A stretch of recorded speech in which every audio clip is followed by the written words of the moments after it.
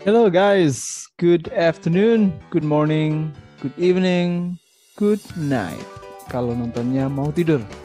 Hari ini kita akan bicara lagi unboxing buku. Buku yang kita unboxing kali ini adalah buku karya kawan-kawan saya di Universitas Macung. Ada Stefanus Yufra M. Taneo, ada Sande Noya, ada Etsa A. Setiati, dan terakhir Melani. Khususnya yang Melani ini kawan saya di Prodi Sastra Inggris. Bukunya berjudul Inovasi Disruptif.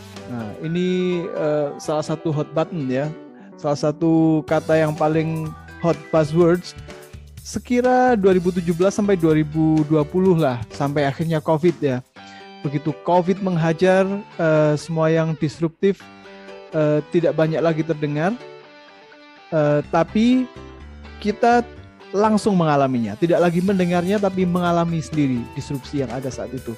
Misalnya dengan meledaknya video conference, terus learning management system, atau pengelolaan kelas berbasis daring yang dulunya hanya wacana dan diterapkan tidak di semua tempat. Akhirnya semua tempat menerapkannya. Oke, kita buka bukunya, kita bedah bukunya, atau kita unboxing bukunya. Oke, bukunya tebal dan solid. Yang menerbitkan penerbit Andi. Dari luar terasa solid, tebal, dan glossy ya dari luar. Tapi sebenarnya kalau kita dapatkan, kita buka, nggak glossy bukunya.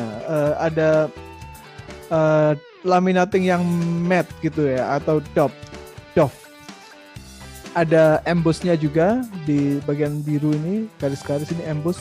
Seperti Fortress of Solitude. Kalau kawan-kawan suka nonton Superman itu kan, rumahnya Superman yang ada di kutub itu bentuknya seperti gini, Fortress of Solitude. Nah, ini emboss.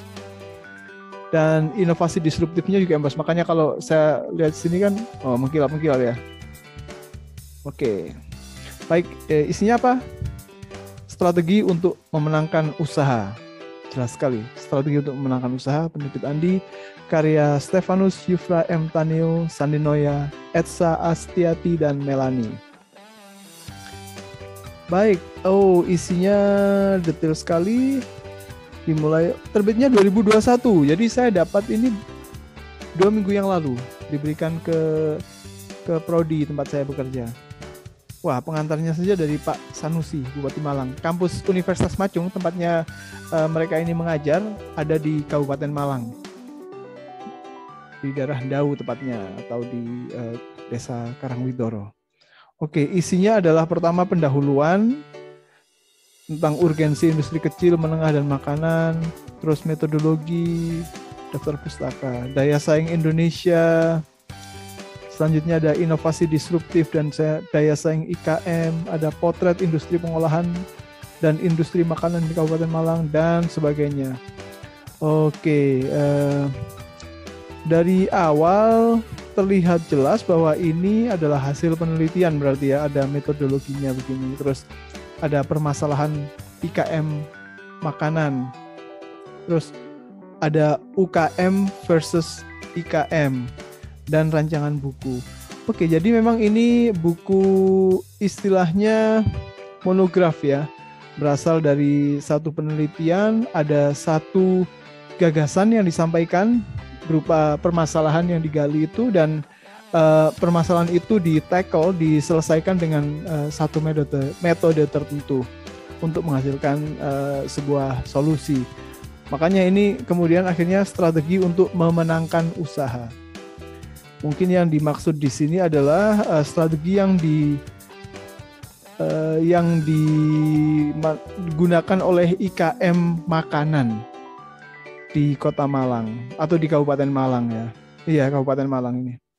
Yap, memang itu isinya. Jadi kawan-kawan kalau tertarik bagaimana gagasan inovasi disruptif itu diterapkan dalam mengatasi permasalahan IKM yang ada di Kota Malang, di Kabupaten Malang, mohon maaf, silahkan baca buku ini, karena buku ini merupakan hasil dari penelitian atas permasalahan IKM di Kabupaten Malang, yang solusinya kemudian dijadikan argumen sebagai strategi untuk memenangkan usaha. Kayaknya begitu saja ya dari saya.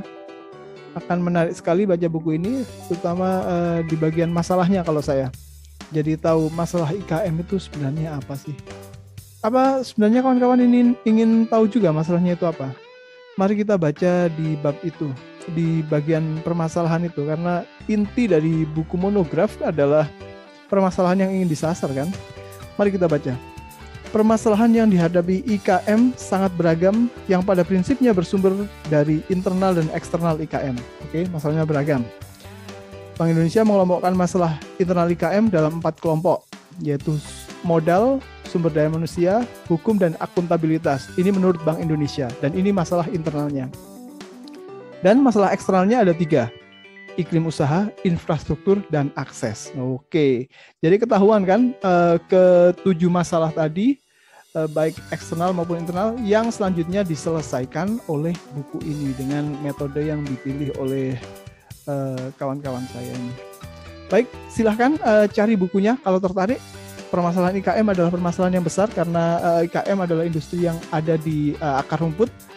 Industri kecil dan menengah ini adalah yang memperkuat ekonomi kita di bawah ya, bukan hanya perusahaan-perusahaan besar saja. So everyone, please find the book if you are interested and read it.